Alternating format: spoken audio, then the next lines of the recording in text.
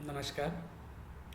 मैं doctor H N व्यास, सह आचार्य समाजशास्त्र विभाग, माणिक्यलाल वर्मा राजकीय महाविद्यालय भीलवाड़ा। बीए सेकेंड ईयर की फर्स्ट प्रश्न पत्र के अंतर्गत आज अपन प्रश्नों का निर्माण के बारे में अध्ययन करेंगे।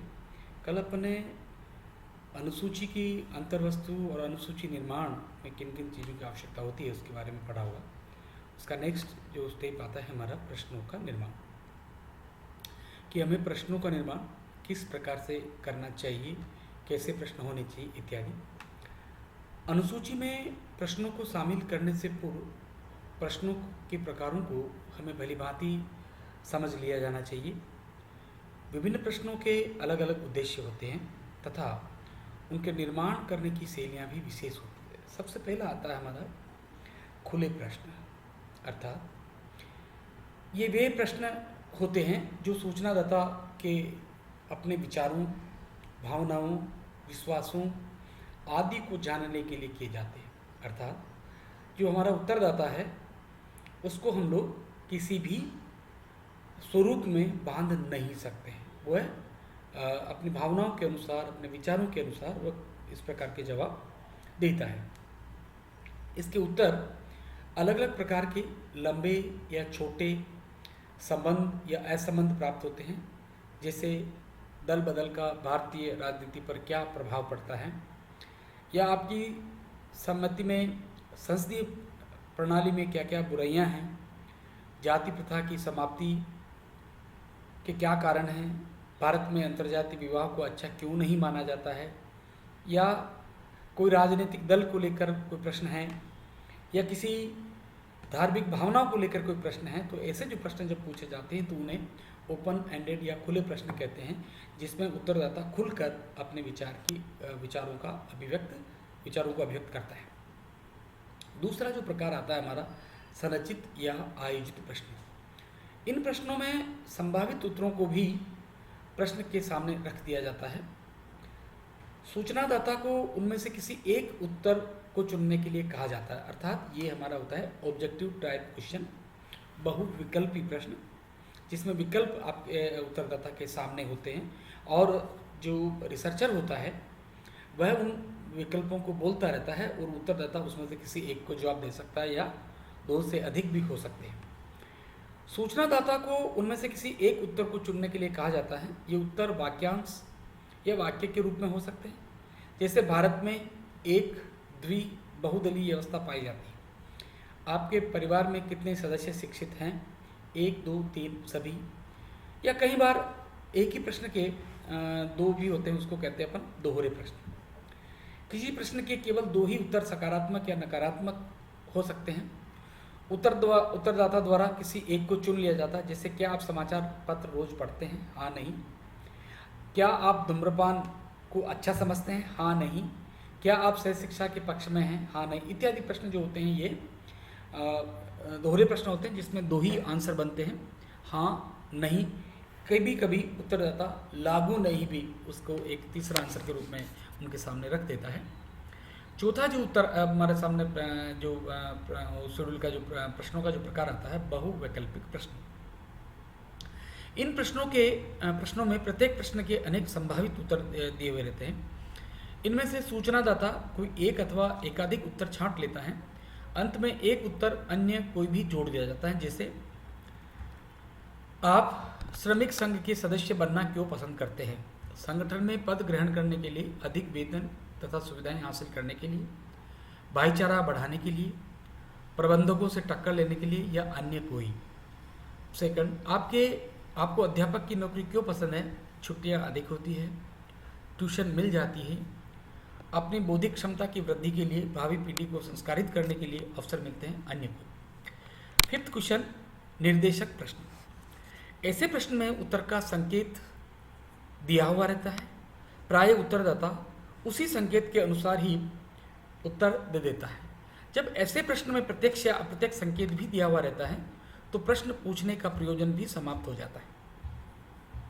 ये प्रश्न पक्षपात को प्रोत्साहन देते हैं, अतः ऐसे प्रश्नों से बचना चाहिए। जैसे क्या चुनावों में राजनीतिक दलों द्वारा प्राइवेट कंपनियों से चंदा लेना भ्रष्टाचार का कारण नहीं है? क्या आजकल का संगीत विद्यार्थियों को पाश्चात्य संस्कृति की ओर नहीं ले जा रहा है, इत्यादि। अनेकार्थ प्रश्न, जिसमें एक ही प्रश्न के कई सारे वो निकलते हैं। तो जब प्रश्न की भाषा या विषय वस्तु ऐसी होती है कि विभिन्न सूचनादाता उसके अपने अपने ढंग से अनेक अर्थ लगा लेते हैं, जैसे ऐसे प्रश्न अनेकार्थक बन जाते हैं। जैसे आप किसी राजनीतिक विचारधारा में विश्वास करते हैं, इसमें राजनीतिक विचारधारा के अनेक अर्थ लगाए जाएंगे। आप कहाँ के निवासी हैं, इस प्रश्न में स्पष्ट नहीं है कि घर, गांव, प्रांत, देश आदि में से क्या लिखना है। नेक्स्ट है अस्पष्ट प्रश्न। ऐसे प्रश्न किसी निश्चित उत्तर को प्राप्त करने में असमर्थ होते हैं। इनका अनेक अस्पष्ट तरीकों से उत्तर दिया जा सकता है, जैसे क्या आप सुशिक्षित हैं अथवा क्या आप एक योग्य नागरिक हैं। इन प्रश्नों में सुशिक्षित एवं योग्य नागरिक के अर्थ स्पष्ट नहीं है। क्रम सूचक प्रश्न, ऐसे प्रश्नों के अनेक उत्तर दिए हुए होते हैं। सूचनादाता को उन उत्तरों के क्रमों को बताना होता है। यह कार्य 1, 2, 3 व 4 लगाकर किया जाता है। जैसे आप कौन सा व्यवसाय पसंद करते हैं, भारतीय प्रशासनिक सेवा, पुलिस सेवा, व्यापार, वकालत, डॉक्टर, इंजीनियर, प्रोफेसर। तो ऐसी स्थिति में एक ही व्यक्ति ऐसे कई सारे इसमें ऑप्शन है, वो उसको पसंद कर सकता है एक ही समय में एक साथ। तो ऐसे प्रश्न बहु क्रम सूचक प्रश्न होते हैं, जिनको टोटल करके लिखा जाता है। प्रश्नों की विशेषताएं, अनुसूची में प्रश्न आमने सामने बैठकर पूछे जाते हैं। उनका निर्माण करते समय अपने अध्ययन विषय के उद्देश्य एवं क्षेत्र संभावित उत्तरदाताओं के स्वभाव, क्षेत्र के कार्यकर्ताओं की योग्यता तथा उपलेख सुविधाओं का पूरा ध्यान रखा जाना चाहिए।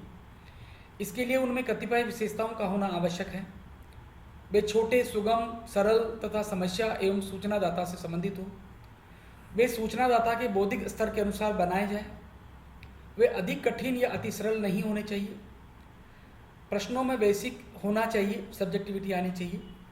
उन्हें अनुभवपरक उत्तर देने की दृष्टि से बनाया जाना चाहिए। इससे वर्गीकरण, सारणीयन आदि करने में सुविधा प्राप्त होगी। केवल आवश्यक प्रश्न ही पूछे जाए। अनावश्यक प्रश्नों को अनुसूची में शामिल करने से वह लंबी हो जाती है तथा सूचनादाता पर बुरा प्रभाव डालती है। यदि प्रत्यक्ष प्रश्नों से सूचना प्राप्त करने में कठिनाई होती है तो अप्रत्यक्ष प्रश्न पूछे जाने चाहिए। जैसे किसी को क्या आप दल बदलू हैं पूछने के बजाय पहले आप किस दल में थे तथा अब आप किस दल में हैं, ये 2 प्रश्न पूछे जाने चाहिए। प्रश्न क्रमबद्ध तथा परस्पर संबंध होने चाहिए। एक ही विषय या उपविषय से संबंधित प्रश्न बार बार तथा विभिन्न स्थानों पर नहीं पूछने चाहिए। जैसे श्रमिक संघ की आय से संबंध प्रश्न एक ही स्थान पर होने चाहिए। उन्हें नेताओं में से के पारस्परिक संबंधों के साथ नहीं पूछना चाहिए। ऐसे प्रश्न भी पूछे जाने चाहिए जिनसे उत्तरों की सत्यता, प्रामाणिकता आदि की जानकारी हो सके। किसी एक प्रश्न के उत्तर की अन्य प्रश्नों या उत्तरों के संदर्भ में जांच की जा सकती है।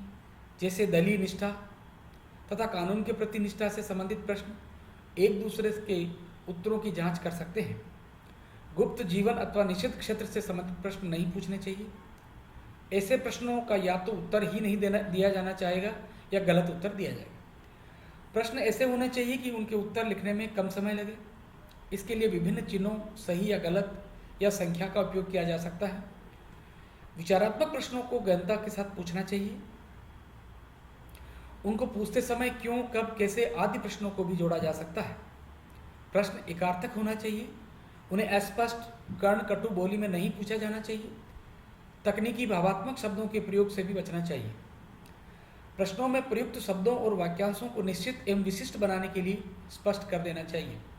जैसे युवा शक्ति के संगठन का राजनीतिक दलों के स्वरूप पर क्या प्रभाव पड़ेगा, इस प्रश्न में युवा शब्द को स्पष्ट करना आवश्यक है। ऐसे प्रश्न नहीं किए जाने चाहिए जिनके अनेक अर्थ निकलते हैं अथवा जो निर्देशक तथा अस्पष्ट हो। सर्वविदित तथा सर्वोकृत ज्ञान से संबंधित प्रश्न करना भी उचित नहीं है। जैसे क्या आप समझते हैं कि भारत जनसंख्या की दृष्टि से एक बड़ा देश है। इस तरह गुप्त जीवन से संबंधित जटिल और लंबे प्रश्न भी नहीं पूछने चाहिए। किसी के ज्ञान की परीक्षा लेने वाले प्रश्न भी पूछना उचित नहीं होता। उससे उनके आत्मसम्मान को चोट लगती है। नेक्स्ट, अनुसूची द्वारा सूचना प्राप्ति। अनुसूची द्वारा सामग्री प्राप्त करने के लिए कुछ आवश्यक स्तरों से गुजरना पड़ता है, जिन्हें हम इस प्रकार प्रस्तुत कर सकते हैं। पहला, उत्तरदाताओं का चयन। अनुसूची के प्रयोग करने में सर्वप्रथम उत्तरदाताओं का चयन किया जाता है जिनसे कि सूचना एकत्रित करनी है। इसके अंतर्गत दो प्रकार की प्रणालियां को अपनाया जा सकता है, संगणना विधि और निदर्शन विधि। नेक्स्ट आता है जांचकर्ताओं का चयन एवं प्रशिक्षण। जहां कुछ लोगों का साक्षात्कार करना है, वहां अनुसंधानकर्ता स्वयं जाकर उनसे अभिष्ट सूचना प्राप्त कर उसे अनुसूची में भर सकता है। यदि साक्षात्कार दाताओं की संख्या अधिक हो तो अनुसंधानकर्ता कुछ ऐसे क्षेत्रीय अन्वेषणों को या अनुसंधानकर्ताओं को, इन्विजिलेटर्स, फील्ड इन्वेस्टिगेटर्स का चयन कर सकता है जो कुशलता, सूझबूझ, धैर्य और होशियारी से साक्षात्कार द्वारा अनुसूची को भर सकता हो। उनके चयन में अनुसंधानकर्ता को बड़ी सावधानी रखनी पड़ती है। चयनित अनुसंधानकर्ताओं को उपयुक्त रूप से प्रशिक्षण दिया जाना चाहिए। उन्हें अध्ययन की प्रकृति, क्षेत्र, उद्देश्य, अनुसूचियों को भरने के तरीके, साक्षात्कार के तरीके आदि के संबंध में प्रशिक्षित कर उनको फिर फील्ड में भेजे जाने की आवश्यकता रहती है। तथ्य सामग्री का संकलन। अनुसूची के माध्यम से तथ्य सामग्री के संकलन के लिए एक क्रमिक प्रक्रिया अपनानी पड़ती है जो इस प्रकार रहती है। पहला, सूचनादाताओं से संपर्क। साक्षात्कार द्वारा सूचना प्राप्त करने के लिए पूर्व सूचनादाताओं से संपर्क करना होता है। संपर्क स्थापित करने में क्षेत्रीय कार्यकर्ताओं को कुशलता, चतुरता, धैर्य और शालीनता से काम लेना पड़ता है। यदि प्रारंभ में ही कार्यकर्ता सूचनादाता को प्रभावित नहीं कर पाया तो उससे सूचना प्राप्त करना मुश्किल हो जाता है। सार संक्षेप में ऐसी स्थिति उत्पन्न की जानी चाहिए कि सूचनादाता स्वयं उत्साहित होकर सूचना दे। साक्षात्कार। सूचनादाता से संपर्क स्थापित करने के पश्चात साक्षात्कार का कार्य शुरू किया जाता है। साक्षात्कार करना भी उतना ही कठिन है जितना कि सूचनादाताओं से संपर्क स्थापित करना। उसका उद्देश्य साक्षात्कारदाता से अधिक विश्वसनीय जानकारी प्राप्त करना होता है।